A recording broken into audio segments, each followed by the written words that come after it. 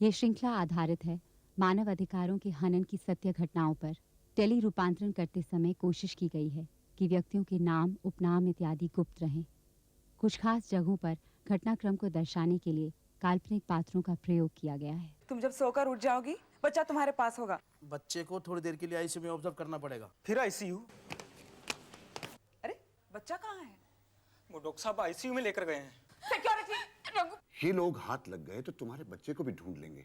ठीक से पकड़ना हबीबा बच्चे को। इतनी डरी हुई शक्ल मत बनाओ। आप ही का बच्चा है ये? जी। बच्चे को तेज बुखार है, इसे तुरंत एडमिट करना पड़ेगा। क्या? चावला दंपत्ति को आपने बच्चा सौंपा या भेजा? बंबई के एक प्रसिद्ध सरकारी अस्पताल से दिन दहाड़े एक नवजात शिशु का अपहरण किया जाता है। अंदाजा लगाया जा सकता है कि बच्चे के माता पिता की क्या दशा हुई होगी।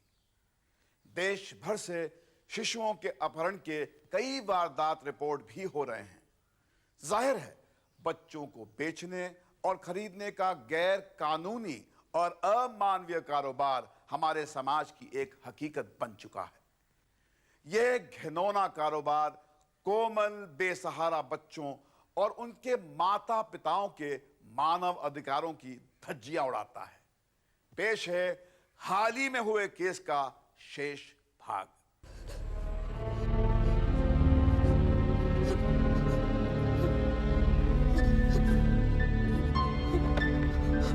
अरे मीना, तुम यहाँ क्या कर रही हो? जाओ वापस वार्ड में जाओ। नर्स, डॉक्टर, मुझे सब कुछ पता चल गया है। मेरा बच्चा वापस हॉस्पिटल में आ गया। कहाँ है वो? कहाँ है वो? क्या ये सच है? हाँ, एक अनजान बच्चा हमारी निगरानी में है जरूर। वो हमारा ही है ना? ये तो डीएनए टेस्टिंग के बाद ही पता चलेगा। डीएनए? वो क्या होता है डॉक्टर? मतलब तुम्हारे खून को और बच्चे के खून को मिलाया जाएगा। रिपोर्ट हैदराबाद से आएगी। कम से कम 7 दिन लगेंगे। 7 दिन? डॉक्टर, आप मुझे बस एक बार दिखा दीजिए। मैं अपने बच्चे को पहचान सकती हूँ। मीना प्लीज हिम्मत मत हारो। सारा अस्पताल, पुलिस, यहाँ तक कि मैं, सब लोग ये चाहते हैं कि बच्चा तुम्हारा ही हो। लेकिन हमें 7 दिन इंतजार करना पड़ेगा। ये पुलिस केस है, मामला आगे और भी उलझ सकता है। हमें सिर्फ 7 दिन इंतजार करना है। प्लीज।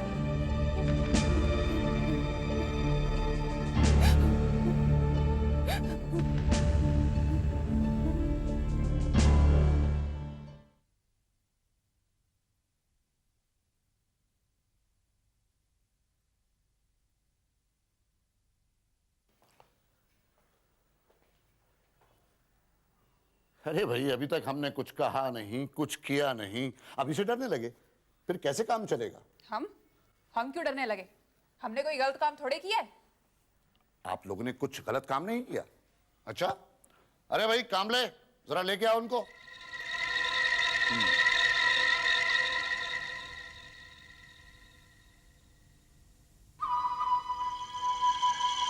भाई कमाल है, आप लोग कह रहे हैं कि आपने कुछ गलत नहीं किया। आपके ये डॉक्टर दोस्त कहते हैं कि इन्होंने कुछ गलत नहीं किया। फिर हम लोग यहाँ क्या कर रहे हैं? लेकिन सर, ये लोग हमारे दोस्त नहीं है। ये लोग फ्रॉड है, फ्रॉड। अरे वाह, हम अपराध है और तुम बड़ा दूध का धुला है। खुद अपने से बच्चा होता नहीं, हमने सूठा बच्चा जोली में डाल दिया तो संभालता नहीं। चुप करो बबीता नेलानी, तेरे को डॉक्टर बनाया किसने? बुखार में तड़प रहा था बच्चा और तूने इलाज करने से साफ मना कर दिया। तेरे इस पति ने भी बात करती है। मैंने मना नहीं किया था, हमारे पास जगह ही नहीं थी। बिल्कुल हमारी क्या बात करते हैं? Stop it! मिस्टर चावला, सिर्फ आप बोलेंगे, आप, बाकी तुम बोलिए। इंस्पेक्टर साहब, ये दोनों हमें दिल्ली के अडॉप्शन सेमिनार में हमें मिले थे। इन लोगों ने हमें कहा था कि इनकी एक संस्था है जो बच्चे गोद देती है। इन्होंने हमें मुंबई आने के लिए कहा और हम आ गए। एक छोटा सा, सुंदर सा, प्यारा सा बच्चा इन लोगों ने हमें दिखाया। इस दिल आ गया। उसके बाद इन्होंने हमसे पैसे मांगे, 1.5 लाख रुपया। हमने पैसे नहीं मांगे, हमने कोई पैसे नहीं मांगे। आप चुप रहिए। बोलिए मिस्टर चावला। मैं सच कह रहा हूँ सर, 1.5 लाख रुपया इन लोगों ने हमसे मांगा। बोला कि 60,000 रुपए इनकी खरीदी है और फाइनली 90,000 रुपए में मामला तय हुआ था सर। झूठ बोलता है।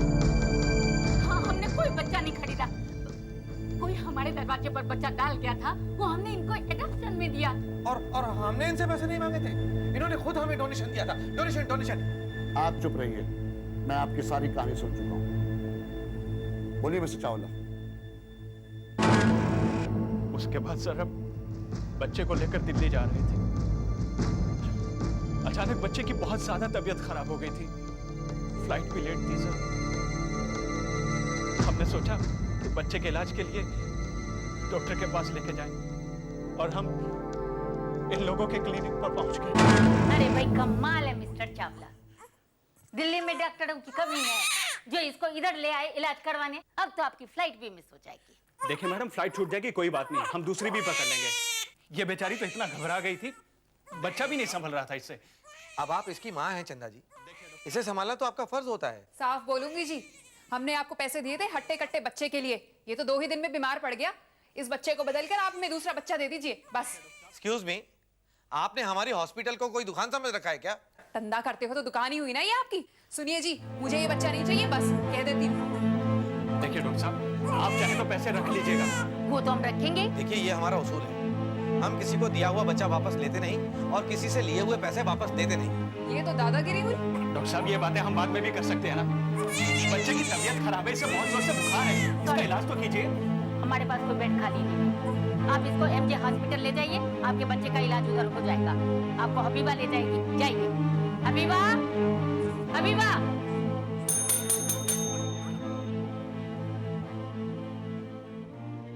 दोनों पक्ष एक दूसरे पर आरोप प्रत्यारोप लगाते रहे, पर हकीकत साफ थी।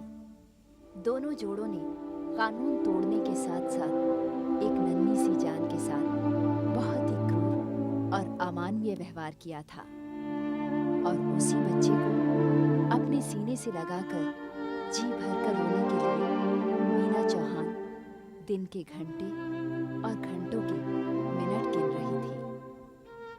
पुलिस भी डीएनए रिजल्ट के आने का बेसब्री से इंतजार कर रही थी। दिन रात छानबीन करती हुई आखिरकार पुलिस अपहरणकर्ता के काफी निकट पहुंच गई।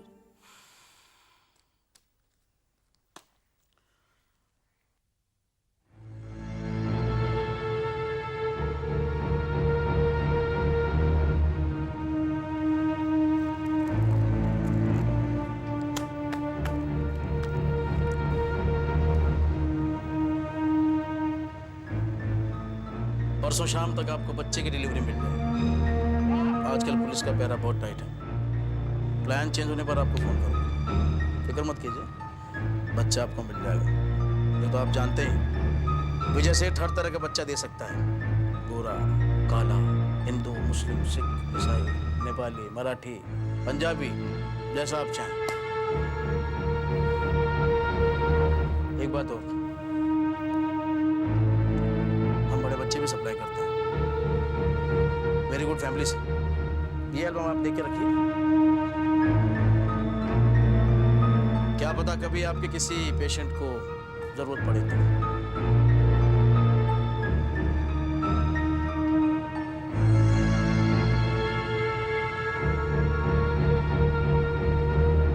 क्या हुआ डॉक्टर साहब? अभी तो कुछ नहीं, पर आगे बहुत कुछ होने वाला है।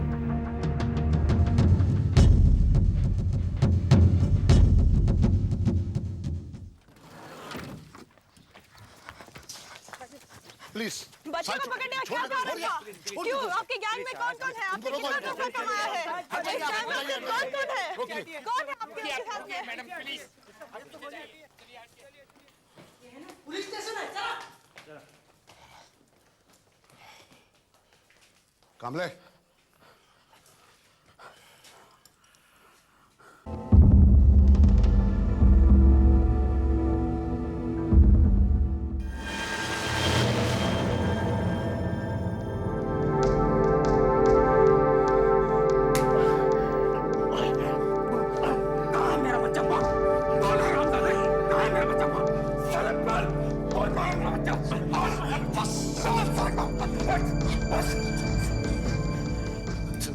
लाना हराम सादे।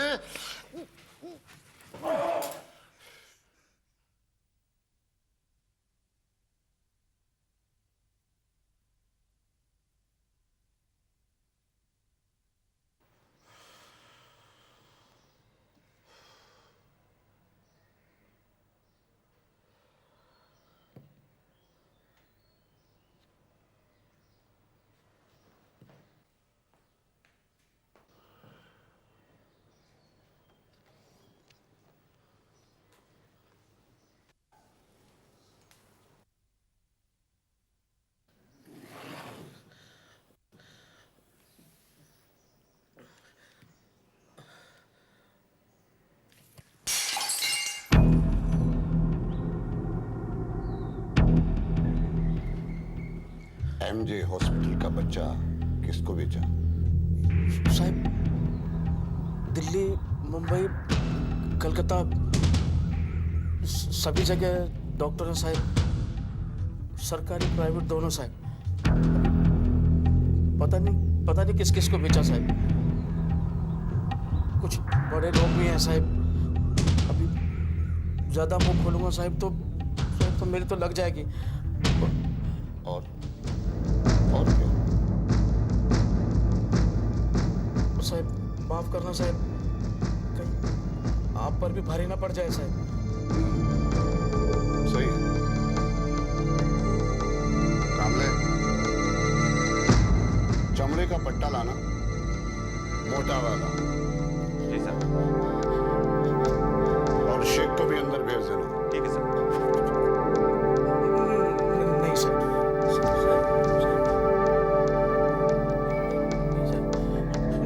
साहब नहीं सर, नहीं सर।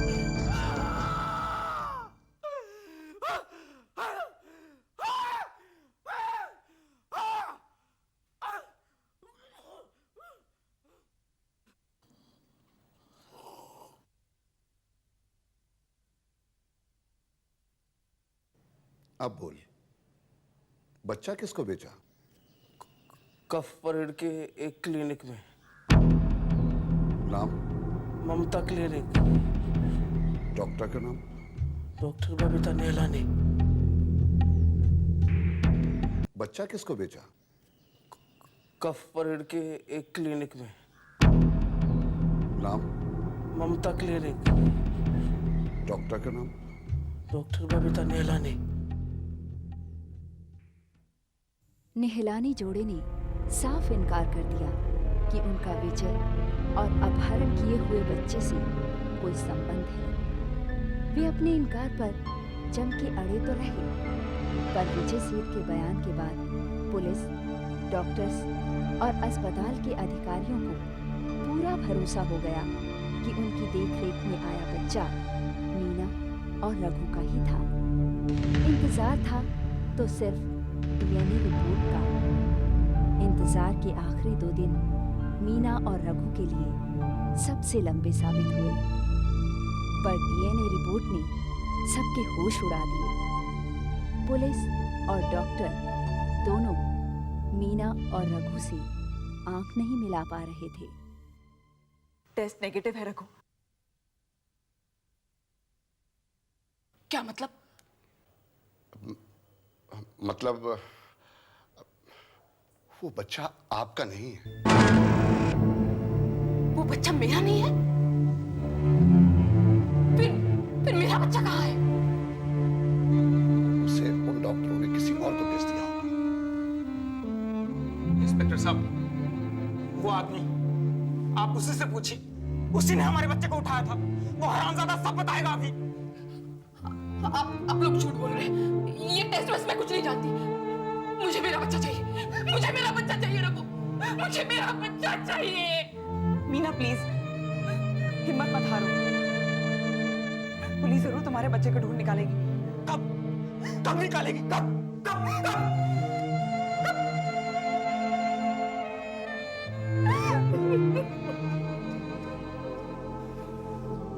अदालत में नेहलानी जोड़े को अपहरण के केस में बेल हुई। चावला जोड़े को वार्निंग के साथ रिहा कर दिया गया और विजय और उसकी साथी माला पर अब मुकदमे चल रहे हैं। पर पिछले दिनों एक आशाजनक घटना हुई है।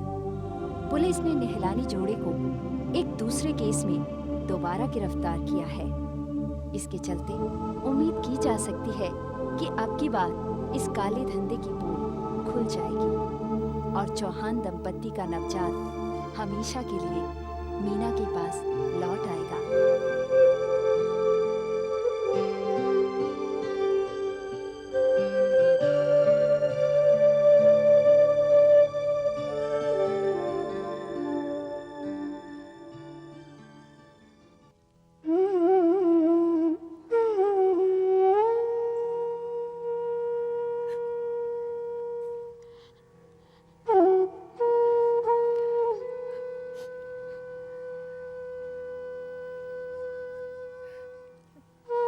मीना, तुम बहुत बहादुर लड़की हो।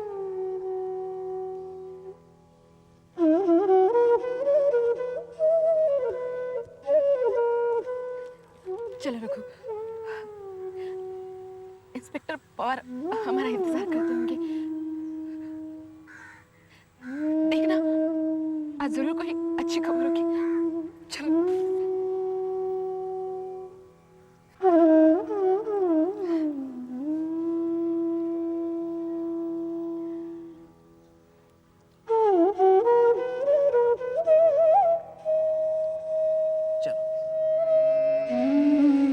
इस एपिसोड को देखने वाला हर दर्शक तहे दिल से चाहेगा कि रघु और मीना को उनका बच्चा वापस मिले।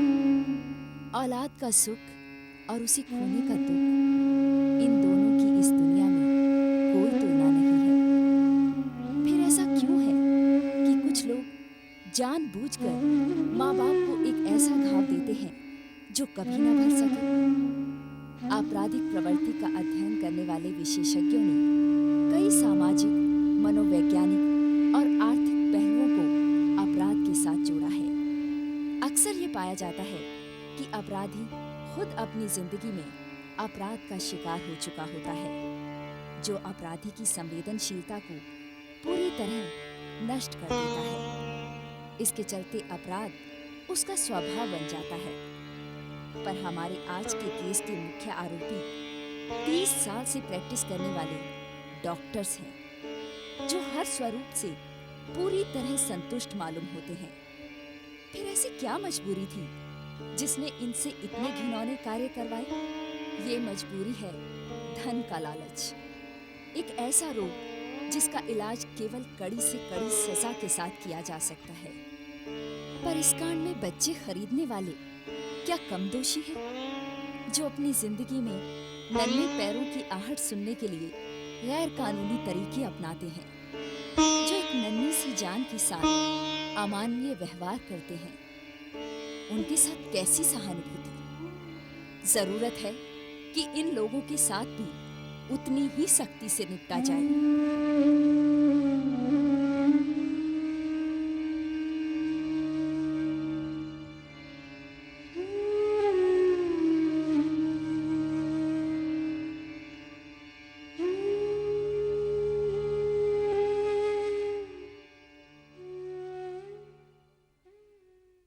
कानूनी तौर पर गोद लेने के लिए हमारे देश में बच्चों की कमी नहीं है, पर चुराए हुए बच्चों को खरीदना एक विकृत स्वार्थ का उदाहरण है, जिसे आईपीसी के सेक्शन 120A और 120B के तहत सख्ती से निपटा जाता है।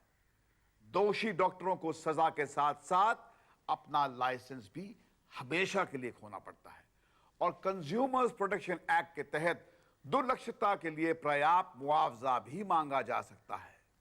पर अपने सीने से छीने गए शिशु के लिए एक मां को क्या मुआवजा